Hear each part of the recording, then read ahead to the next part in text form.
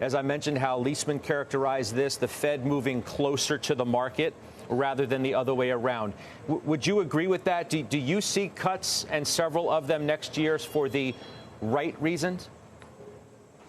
I don't really see them for the so-called right reason. I think that's what's baked into the dot plot, and a little bit less so, but somewhat to the shape of the yield curve, that they're just going to cut by 0.75 of a percentage point or so, says the Fed. I mean, I think that's pretty unlikely. I think that if they cut rates that much, they'll have to cut them more than that. So I believe that we're going to see the yield curve de-inverting in the first part of next year. I think we're still going to have bonds rallying.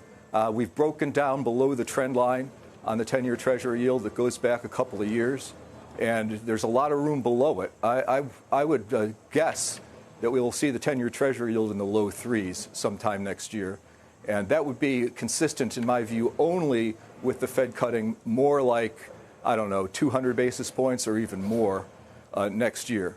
So I think we're looking for a recession next year. We've been talking about this. The market seems to be picking up on that.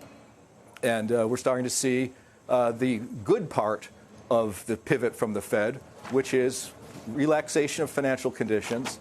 And that leads to, for the first moment, risk assets doing well. And, of course, they've done very, very well since the last Fed meeting, and I suspect it's going to not be a trend change before year end. But I believe that I noticed the action of the stock market was interesting today, because as the 10-year Treasury got all the way down to 4.0% and it couldn't break through down to a 3 handle, I noticed that the stock market started to lose momentum. And then when it backed up on the 10-year to where it is now, just a few basis points.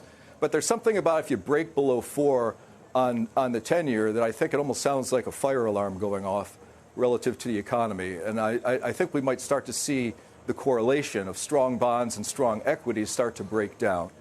When it comes to fixed income strategy, I outlined that I didn't like T-bill and chill. That's what we talked about the last meeting. I said there's nothing wrong with a 556-month bill except the fact that you only get it for 6 months. You wanted to be a little bit further out the curve, say 3 to 5 years in credit, and marry that with long-term treasuries. And all of that has worked.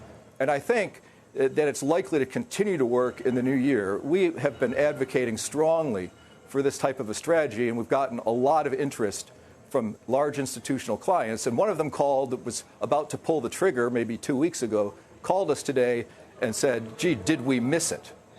Which is really interesting, because I think that all this money that's in money market funds and that might be over-allocated to other assets than bonds and institutions, I think the logic that people have that money market bloat is going to go into the stock market is wrong.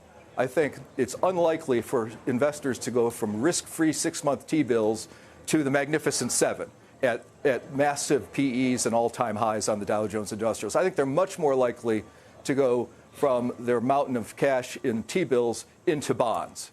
And so I think that the strategies that I've outlined in the past couple of times we met, which have been this mix of credit in the middle of the capital structure and long-term treasuries, I think you stay with it for now. I've been thinking about that movie Braveheart, where they're about to attack, and the Mel Gibson character is saying, hold, hold, hold, hold. You know, they want to fire or do whatever their assault is, but they have to wait for the right moment. I think you have to wait for the right moment to alter this bond strategy. And that right moment will be when the recession comes.